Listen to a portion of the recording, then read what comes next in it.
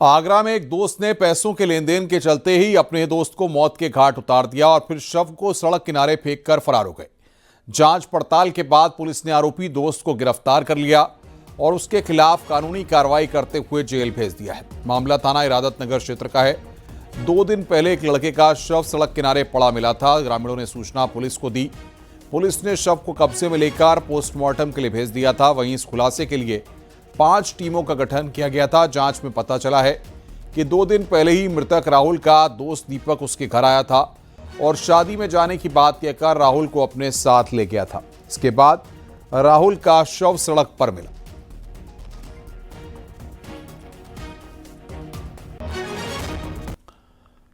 पीलीभीत में truck driver car को टक्कर मारता हुआ भागने की कोशिश कर रहा था। तभी स्थानीय लोगों ने ट्रक को घेरकर रोक लिया और ट्रक ड्राइवर के उतारकर जमकर पिटाई कर दी। मामला छतरी चौराहे का था। कार सवार 2 लोगों को चोटें आई हैं, जिनको जिला अस्पताल में भर्ती कराया गया है। वहीं मौके पर पहुंची पुलिस ने ड्राइवर और ट्रक को अपनी कस्टडी में ले लिया।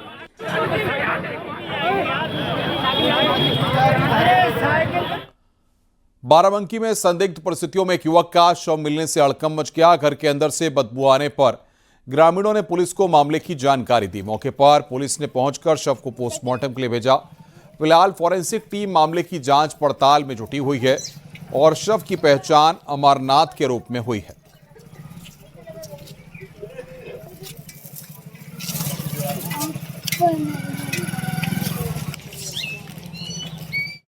महोबा में स्कूल फेयरवेल की खुशियां उस वक्त दहशत में बदल गईं जब छात्र कीरत सागर तट पर जानलेवा स्टंट करने लगे। तेज रफ्तार और रेस के जुनून में एक बोलेरो गाड़ी बिजली के खंभे से टकराकर पलट गई। टक्कर इतनी जोरदार थी कि बिजली का खंभा टूट गया।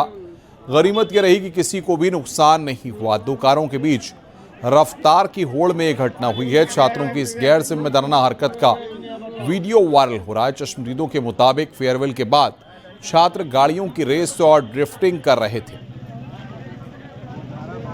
सागर पर ड्यूटी कर रहा था, इसी समय पे एक गाड़ी आई बहुत तेज़ी से उस तरफ का, इसलिए गेट भी बंद किए इन लोगों के चक्कर में। उधर से लौट के गाड़ी आई, इतनी तेज़ आई कि अपने आप इसने खंभे में ठोकर मार करके और पट्टी भी तोड़ दी। इन लोगों पर बैन लगाया जाए ताकि यहाँ गाड़ियाँ ना आए। पुलिस प्रशासन की कुछ व्यवस्था की जाए। यहाँ पर कौन लोग चला रहे थे?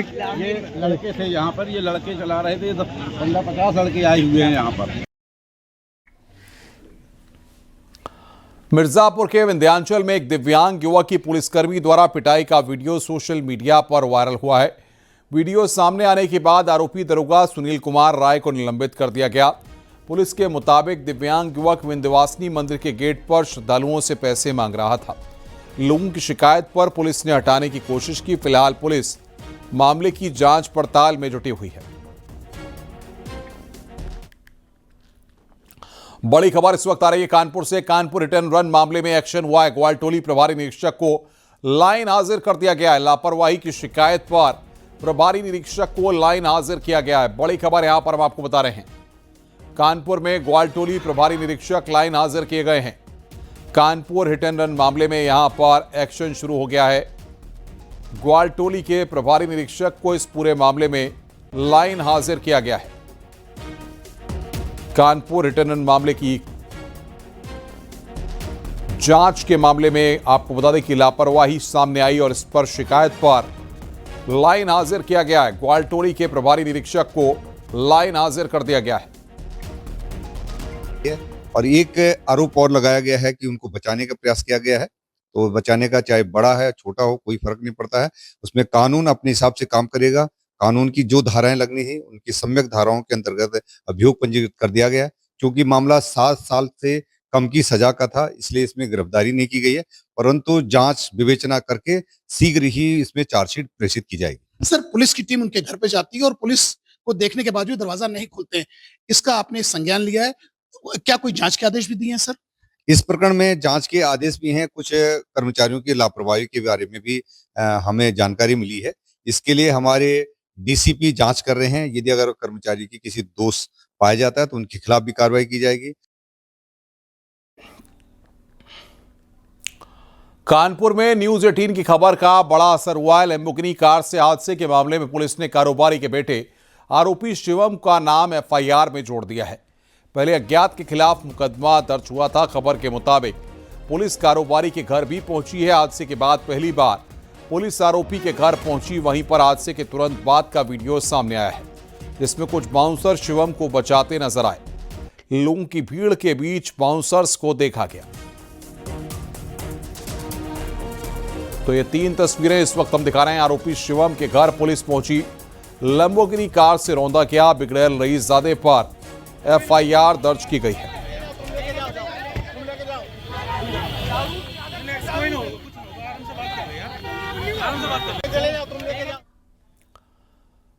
कानपुर हादसे के मामले में अखिलेश यादव ने कहा है कि सरकार बिना पक्षपात कार्रवाई करे, क्योंकि सरकार अपने लोगों के यहां पर बुलडोजर नहीं चला पाती है। जिसमें जाने गई हैं और जो गाड़ी चलाने वाले कार्रवाई हो, कानूनी कार्रवाई हो और सरकार पक्षपात न करे। सरकार पे हमेशा आरोप लगता है कि वो पक्षपात करते हैं। अपने लोग होंगे तो बुलडोजर नहीं चलेगा, अपने लोग होंगे तो एफआईआर दर्ज नहीं होगी, अपने लोग होंगे तो जेल में सुविधा मिलेगी। इसलिए सरकार को पक्षपात नहीं, न्याय करना चाहिए और जान गई है, कड़ी कार्रवाई हो। कानपुर का यह हाई प्रोफाइल केस चर्चा का विषय बना हुआ है। पुलिस पर शिवम को बचाने के आरोप लग रहे हैं। समाजवादी पार्टी के नेता अखिलेश यादव ने इस मामले में कार्रवाई की मांग की है। वहीं यूपी के डिप्टी सीएम ब्रजेश पाठक दोषियों के खिलाफ सख्त एक्शन की बात कह रहे हैं। में एक घटना हुई जहां पे लैम्बोर्गिनी गाड़ी से एक व्यापारी, बहुत गलत घटना है। ये घटना का हम घोर निंदा करीते हैं। जो भी दुष्ट होए इस तरीके के काम करीत हो, कड़ी से कड़ी सजा मिले। हमारी सरकार इस दिशा में काम कर रही है। उधर सीतापुर में मुख्यमंत्री योगी आदित्यनाथ का बड़ा बयान सामने आया। सीएम योगी ने कहा कि देश कमजोर होगा तो सनातन पर खतरा है। बांटने वाले लोगों से सावधान रहना होगा। आप बट गए तो कटने के रास्ते खुल जाएंगे। बांग्लादेश के मुद्दे पर यह सब मौन है, क्योंकि वहां पर दलित हिंदू मारे जा रहे हैं।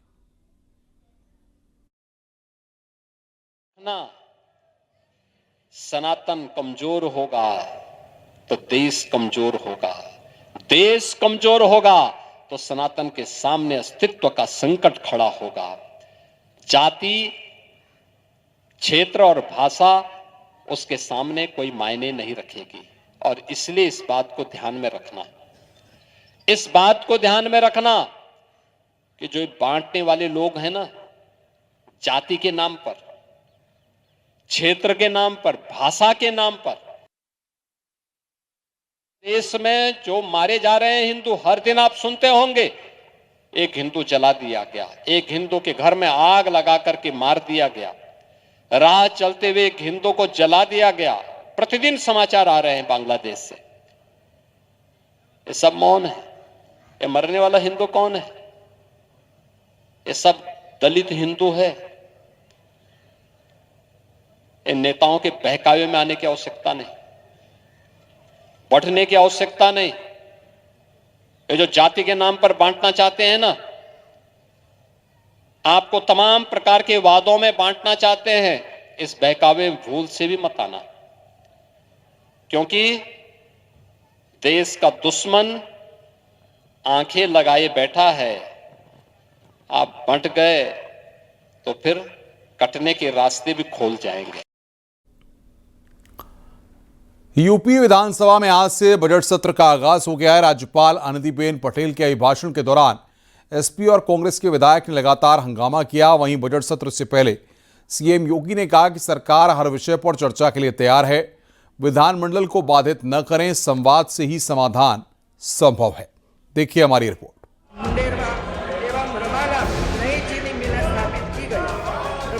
यूपी विधानसभा के बजट सत्र का शुभारंभ हो गया। राज्यपाल आनंदीबेन पटेल ने अभिभाषण दिया। राज्यपाल के अभिभाषण के दौरान समाजवादी पार्टी और कांग्रेस के विधायक लगातार हंगामा करते रहे। इसे लेकर राज्यपाल ने विपक्ष को नसीहत भी दी।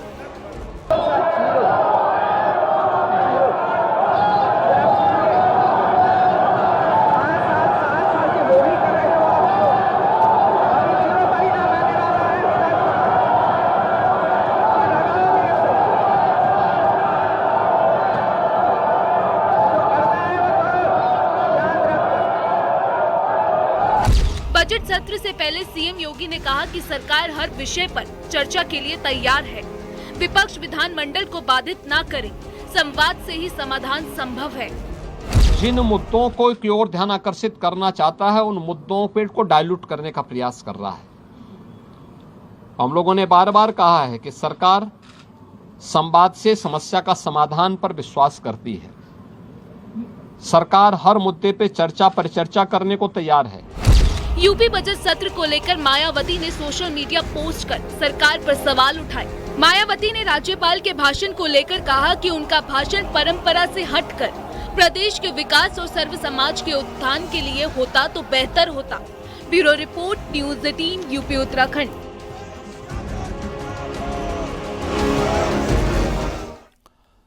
समाजवादी पार्टी के विधायक कमलाकांत समेत अन्य सपा विधायक हाथ में पोस्टर लेकर विधानसभा पहुंचे। एसआईआर में गड़बड़ी के आरोप समेत कई मुद्दों का विरोध कर रहे हैं।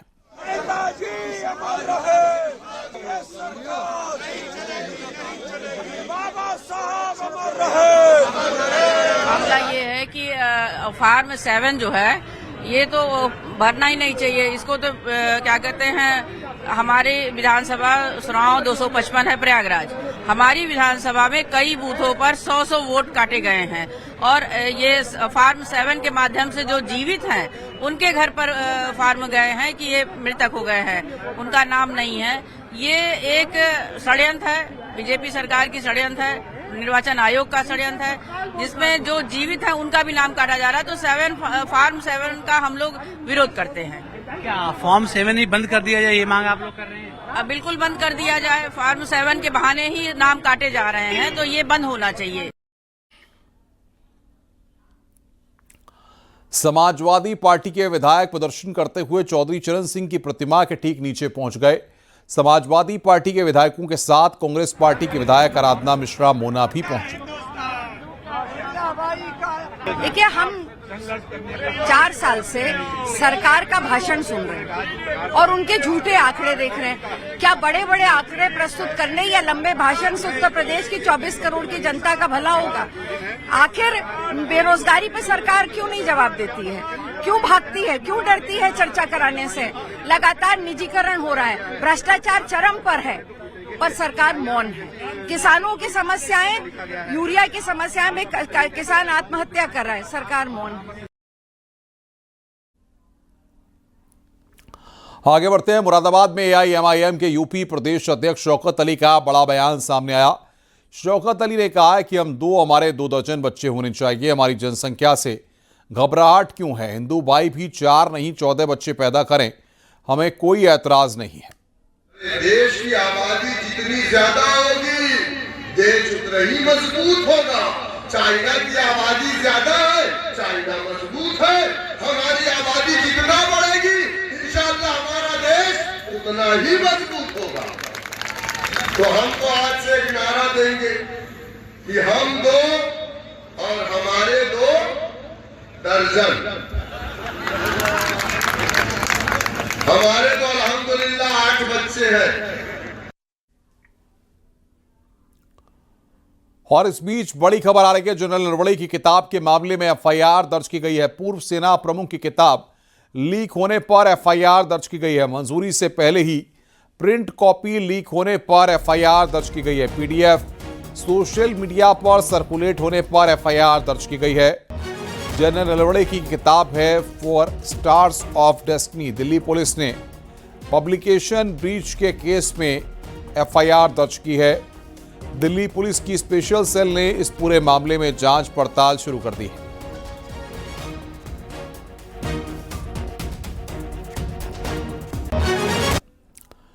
जेवर में बन रहा नोएडा इंटरनेशनल एयरपोर्ट बनकर तैयार है। अब इसके उद्घाटन के लिए तैयारियों को अंतिम रूप दिया जा रहा है। पिछले हफ्ते ही एक कार्यक्रम में मुख्यमंत्री योगी आदित्यनाथ ने कहा था कि एयरपोर्ट का उद्घाटन इसी महीने यानी फरवरी में होगा। प्रधानमंत्री नरेंद्र मोदी नोएडा इंटरनेशनल एयरपोर्ट का उद्घाटन करने वाले हैं। उत्तर प्रदेश के मुख्य सचिव एसपी गोयल ने आज एयरपोर्ट पर चल रहे अंतिम दौर के काम से जुड़ा एक वीडियो सोशल मीडिया पर पोस्ट किया। नोएडा इंटरनेशनल एयरपोर्ट शुरू होने के बाद उत्तर प्रदेश 5 अंतर्राष्ट्रीय एयरपोर्ट वाला राज्य बन जाएगा। उत्तर प्रदेश में अभी लखनऊ, वाराणसी, कुशीनगर और अयोध्या में इंटरनेशनल एयरपोर्ट से उड़ान सेवा शुरू है। करीब 1300 हेक्टेयर में फैला नोएडा इंटरनेशनल एयरपोर्ट न केवल भारत बल्कि एशिया का सबसे बड़ा और दुनिया का चौथा सबसे बड़ा एयरपोर्ट है। एयरपोर्ट में एक साथ 178 विमान खड़े हो सकेंगे।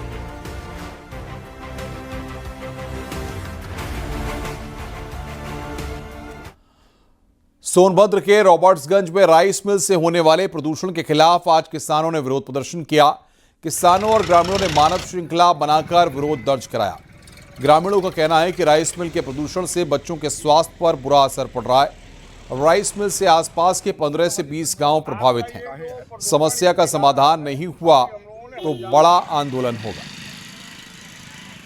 आज किसान नौजवान संघर्ष मोर्चा ने यहाँ पर मानव श्रृंखला बना करके जो प्रदूषण ये इंडस्ट्री फैला रही है राइस मिल, आज लगभग 15 से 20 गांव में लोगों को सांस लेना दुभर हो रहा है, जो हवा के साथ राख गिर रही है, फसलें बर्बाद हो रही हैं, पूरे किसान परेशान हैं।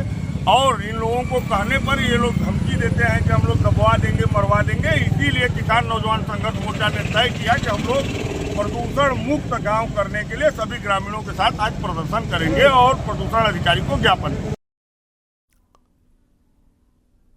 सिद्धार्थनगर में पुलिस ने एक शख्स की जान बचा ली। 27 साल का विजय फांसी लगाकर खुदकुशी कर रहा था। परिवार ने पुलिस को सूचना दी। चौकी इंचार्ज पास में ही मौजूद थे। वो फौरन मौके पर पहुंचे और फांसी पर लटकने जा रहे विनय के पैर पकड़कर उठा लिए। फंदा कटकर उसके नीचे उतारा, जिससे उसकी जान बच गई। पत्नी के मायके से न आने की वजह से विनय सुसाइड कर रहा था। मामला चिल्हिया थाने की पलटा देवी चौकी के सेमरा गांव का है। घटना का पूरा वीडियो सोशल मीडिया पर वायरल हो रहा है। इलाके के लोग पुलिस की सराहना कर रहे हैं।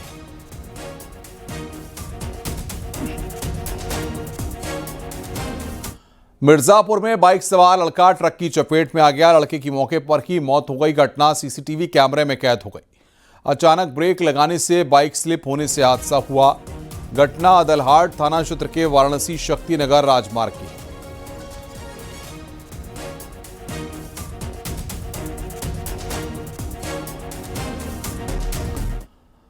आगरा में पुलिस ने एआई की मदद से मर्डर मिस्ट्री का 24 घंटे में खुलासा कर दिया। मृतका के चेहरे को बुरी तरह जख्मी किया गया था, जिसके चलते उसकी शिनाख्त होना मुश्किल था। लेकिन पुलिस ने एआई की मदद से मृतका का फोटो बनवाया और फिर सभी थानों और सोशल मीडिया प्लेटफॉर्म्स पर शेयर किया। इसके चलते पहले तो मृतका की शिनाख्त हुई और फिर हत्या करने वाले आरोपी को गिरफ्तार कर लिया गया। मामला थाना खंदौली क्षेत्र के एक्सप्रेसवे का है। शुक्रवार को एक महिला का कंबल में लिपटा हुआ शव एक्सप्रेसवे किनारे पर मिला था। मृतका के चेहरे को बुरी तरह से जख्मी किया गया था, जिसके चलते उसकी शिनाख्त होना मुश्किल था।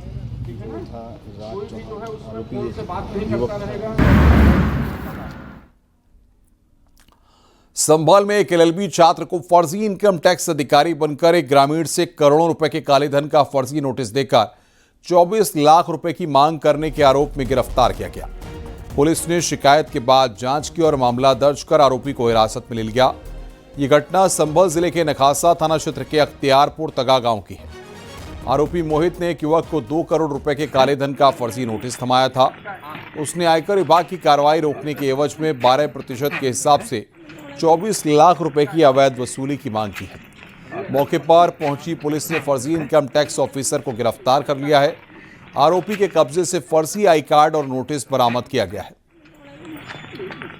मुझसे क्या करा कि तुम्हारे इनकम टैक्स में नाम आ रहा है, तुम्हारा इतना बढ़िया घर है, ये है वो है, ऐसे इस तरीके से आप मुझे वो करो, मैं इनकम टैक्स से आया हूँ, पैसे दो मुझे 12% या उस ऐसे मुझसे। नामक व्यक्ति है जो इनकम टैक्स का अधिकारी बन के अख्तियारपुर गांव में सीसपाल नामक किसान के घर पे आया और उसको बताया कि आपके पास 2 करोड़ रुपए का अवैध धन है और मैं इनकम टैक्स का ऑफिसर होने के नाते आपको ये नोटिस देता हूं और आप इसमें से 12% की आपके ऊपर पेनल्टी लगेगी। आप जो करीबन 24 लाख रुपए हैं वो मुझे जमा कराएं। नोटिस देखने के बाद में और किसान को अपनी हालत समझने के बाद में उसको पता भी है कि वो नॉन टैक्सेबल इनकम है उसके पास। इस तरीके की सूचना पे उसने थाना नखासा को सूचना दी।